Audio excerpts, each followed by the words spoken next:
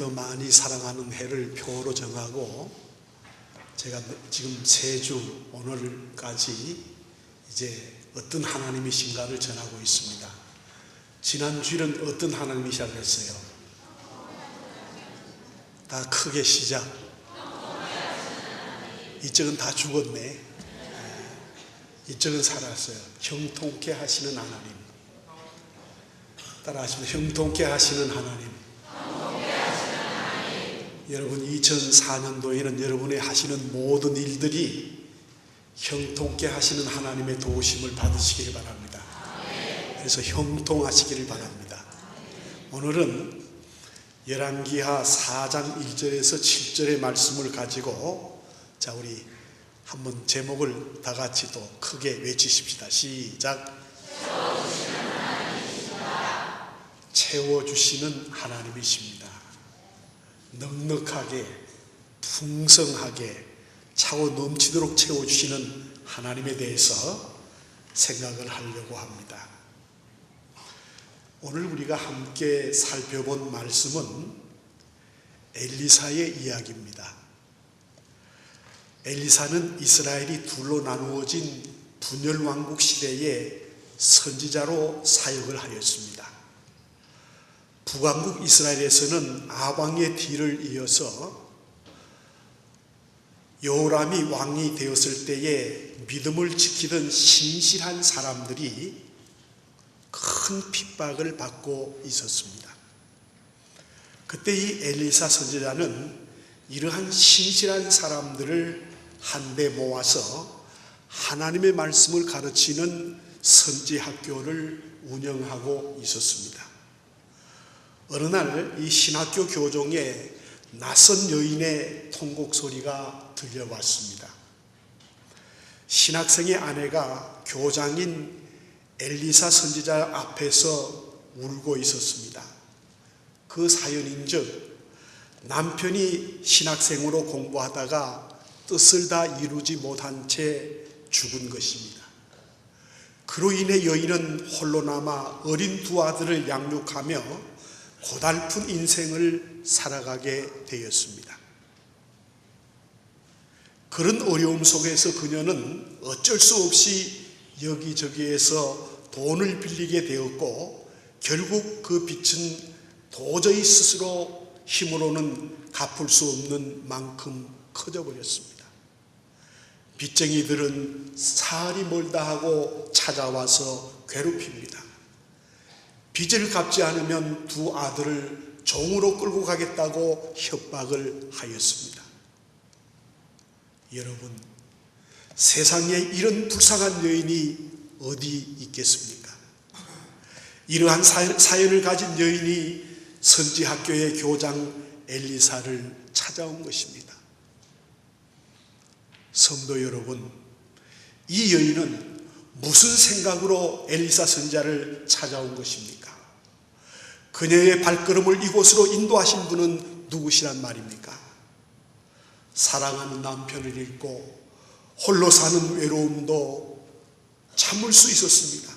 그러나 사랑하는 두 아들이 종으로 팔리는 것만은 절대 참을 수가 없었습니다. 이 여인이 누구입니까? 선지자의 아내 아닙니까? 하나님을 위해 평생을 살다 간 사람의 미망인이 아닙니까? 그런데 우리 하나님께서는 이 여인을 돌보시지 않은 이유가 무엇입니까? 하나님이 살아계시다면 어찌 이런 일이 일어날 수 있다는 말입니까? 왜 하나님은 이 여인에게 이와 같은 고통을 주시고 절박함을 주시고 아픔을 주시고 그래서 간절한 목마름을 가지고 엘리사 선지자를 찾아오게 하신 것입니까? 그 이유는 바로 이 여인의 영혼을 하나님으로부터 충만케 하시고자 함이었습니다. 다른 그 무엇이 아니라 오직 하나님으로 충만케 되는 역사를 보여주시기 위함이었습니다. 그렇다면 우리 하나님께서는 어떤 방법을 사용하십니까? 어떠한 과정을 거쳐서 그녀를 충만함으로 인도하시는 것입니까? 먼저 하나님은 그녀를 하나님 앞으로 달려 나오게 하셨습니다. 성경을 가만히 읽어보면 이상한 점들이 한 가지 있습니다. 이 여인은 이 빚의 문제로 도움을 얻기 위해서 엘리사 선지자를 찾아왔다는 사실입니다. 문제를 해결하기 위해 이웃을 찾지 않았습니다. 부모나 친척을 찾지 않았습니다. 엘리사 선지자를 찾아왔습니다.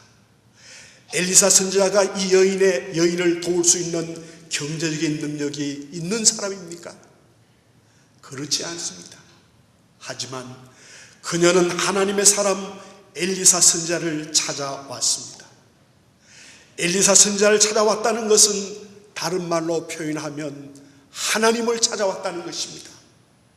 다시 말해서 그녀가 찾아 나온 분은 엘리사가 아니라 전능하신 하나님이었습니다.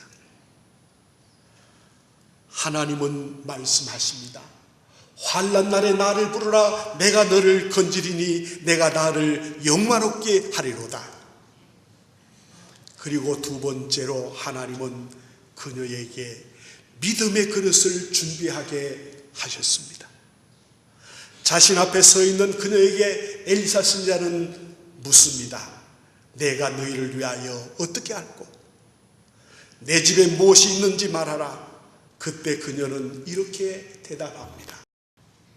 계집종의 집에 기름 한 그릇 외에는 아무것도 없습니다.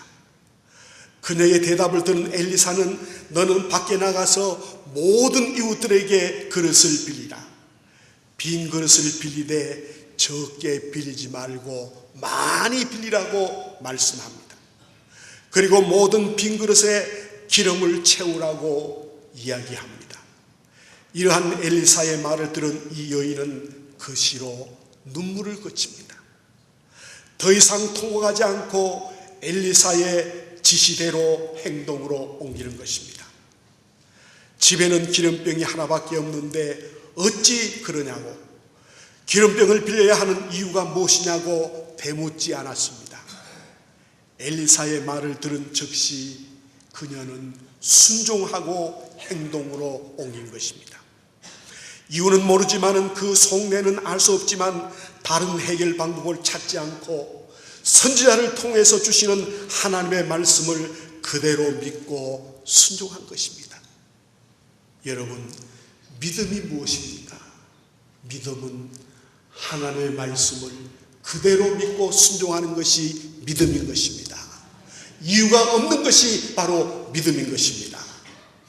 마지막 세 번째로 하나님은 그 빈 그릇을 하나도 남김없이 모두 다 기름으로 가득 채워 주셨습니다.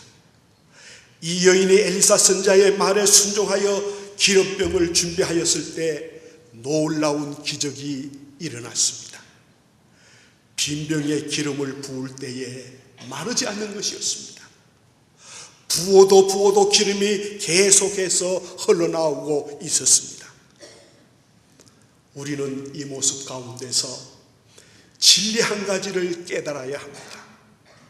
그것은 바로 기름병은 내가 준비하여도 그 병을 채우시는 분은 하나님이시라는 사실입니다. 이렇게 하나님의 은혜로 기름이 마르지 않고 계속 솟아날 때에 이 여인의 집안 가득히 올리브향 냄새가 차고 넘쳤습니다. 그리고 여인과 두 아들의 심령은 바로 하나님으로 가득 차 있었습니다. 이 여인의 고통과 아픔을 아시는 하나님께서 자비로운 손길을 베푸셔서 그 여인의 눈물을, 아픔을 해결해 주셨습니다. 이렇게 하나님의 은혜로 기름이 마르지 않고 계속 솟아날 때에 엘리사 선지자에게로 달려갔습니다. 선생님, 빈 그릇에 기름이 가득 채워졌습니다. 감격의 눈물을 흘리며 엘리사 선지자에게 말합니다. 그것을 팔아서 빚을 갚고 남은 것은 생활비로 쓰라고. 사랑하는 여러분, 빈 그릇을 채워주신 분이 누구십니까? 우리들의 빈 영혼을 채워주시는 분이 누구십니까? 그분은 바로 좋으신 하나님, 나의 하나님인 것을 여러분 믿으시기를 바랍니다. 풍성하신 하나님인 것을 여러분 믿으시기 바랍니다. 우리의 필요를 넉넉하게 차고 넘치도록 채워주시는 하나님이신 것을 여러분 믿으시기를 바랍니다. 수천 년 전 엘리사를 찾아온 그 여인의 기름병을 채워주신 풍성한 하나님은 오늘날을 사는 우리들의 기름을 채워주시기를 원하십니다. 하나님을 향한 신앙을 잊어버린 세대에서 하나님의 풍성함을 보여주시기 위함인 것입니다. 하지만 여기서 우리가 기억하고 꼭 마음에 명심할 것은 믿음의 그릇은 우리가 준비해야 하는 것입니다. 우리 영혼이 풍요로움을 느낄 수 있는 길이 여러분 어디에 있습니까? 우리의 영혼이 넉넉하게 되고 차고 넘치게 되는 길은 바로 오직 하나님께 있다는 사실을 여러분 믿으시기를 바랍니다. 아무리 재산이 많아도, 아무리 지식이 많아도, 막강한 권력을 가지고 있어도 하나님 없는 사람은 진정한 풍요로움을 경험할 수 없습니다. 진정한 행복을 경험할 수 없습니다. 반대로 아무것도 없는 사람처럼 보여도 하나님이 함께한 사람은 늘 행복 속에, 풍요로움 속에서 살아갈 수 있는 것입니다. 그래서 사도 바울은 고백합니다. 고린도후서 6장 8절에서 10절의 말씀입니다. 우리 다 같이 한번 읽으시기 바랍니다. 영광과 욕됨으로 그러했으며 악한 이름과 아름다운 이름으로 그러하느니라. 우리는 속이는 자 같으나 참되고 무명한 자 같으나 유명한 자요, 죽은 자 같으나 보라 우리가 살아있고, 징계를 받는 자 같으나 죽임을 당하지 아니하고, 근심하는 자 같으나 항상 기뻐하고, 가난한 자 같으나 많은 사람을 부유하게 하고, 아무것도 없는 자 같으나 모든 것을 가진 자다. 얼마나 귀한 은혜를 받은 성도들의 태도입니다. 이런 일들이 우리 성도들에게 일어날 수 있는 것입니다. 하림그룹의 김흥국 회장님의 이야기입니다. 그는 농업학교를 졸업하고 양계장을 시작했습니다. 놀랍게도 수많은 사람들이 부러워할 정도로 그의 회사는 빠르게 성장했습니다.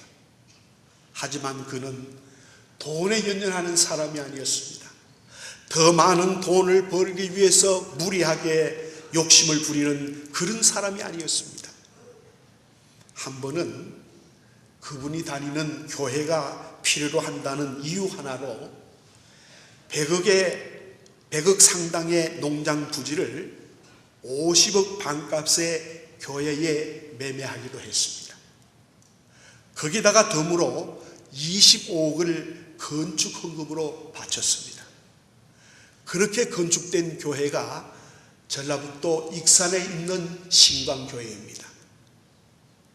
이 교회 주차장 규모는 얼마나 크냐 하면 동시에 2,500대의 차량을 주차할 수 있는 그런 큰 교회입니다. 이렇게 크고 건강한 교회가 믿음 좋은 한 사람의 소중한 헌신에서 시작된 것입니다. 그런데 안타깝게도 이 김흥국 회장이 경영하는 양계장이 뜻하지 않는 화재가 일어나서 닭 한 마리 남기지 못한 채 모두 다 불타버리고 말았습니다. 그렇게 많은 돈을 헌금하고 얼마 안 있어 일어난 일이라 교회도 목사님도 장로님들도 무엇이라고 그분에게 할 말이 없었습니다. 하지만 이 김흥국 회장은 절망하지 않았습니다. 자신의 자산은 오직 하나님이라는 굳은 신앙을 가지고 다시 열심히 일하기 시작했습니다. 그래서 그는 경북 상주 아주 깊은 산골짜기에 비닐하우스를 만들고 다시 닭을 키우는 양계장을 시작했습니다.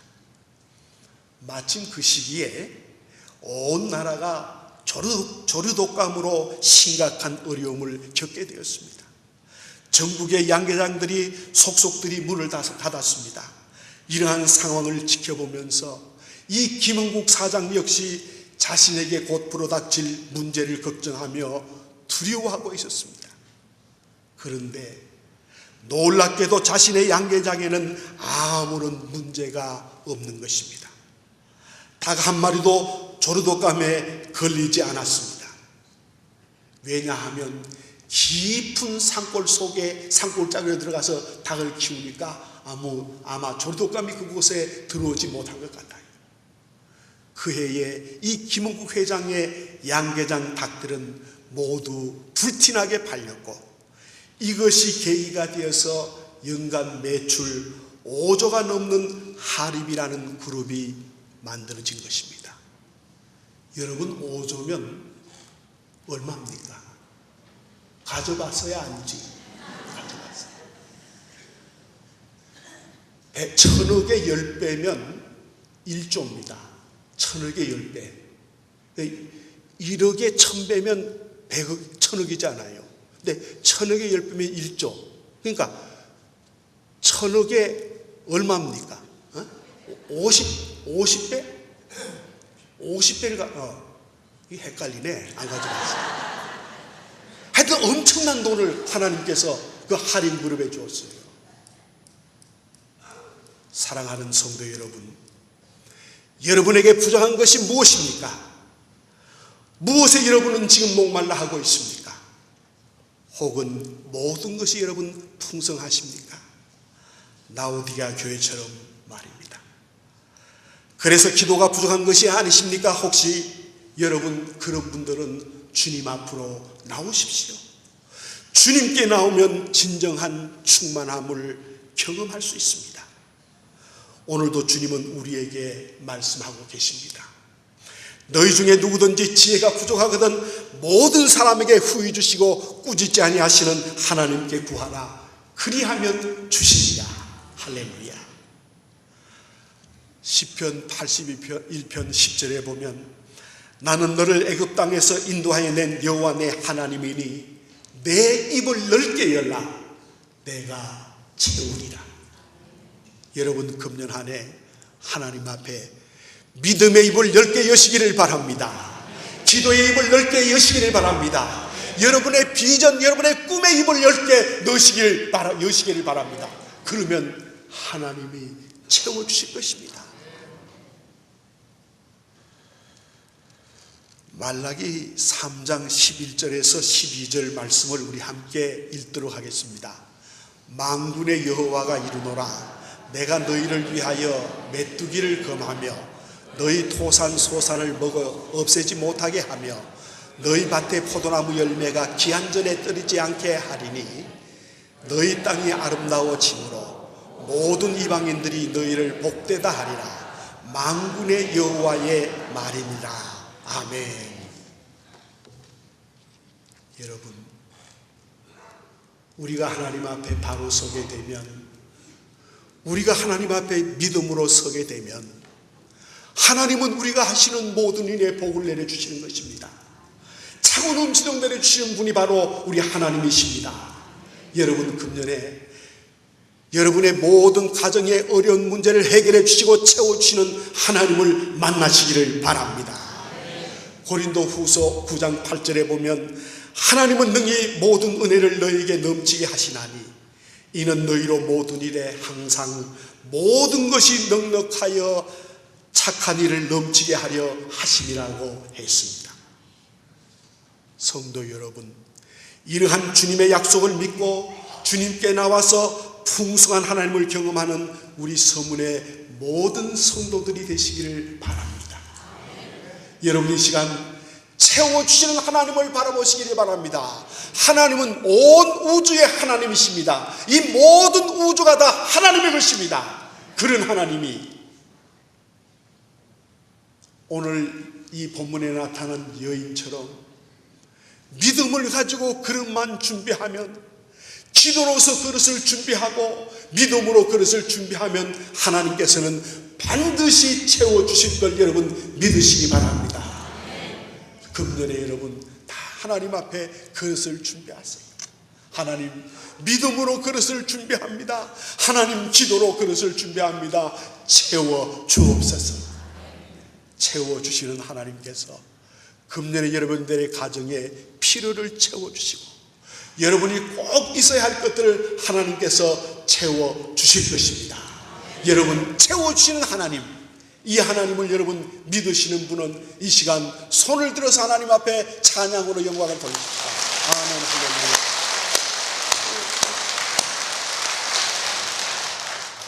하나님이 채워주셔서 저와 여러분 이 시간까지 달려왔습니다.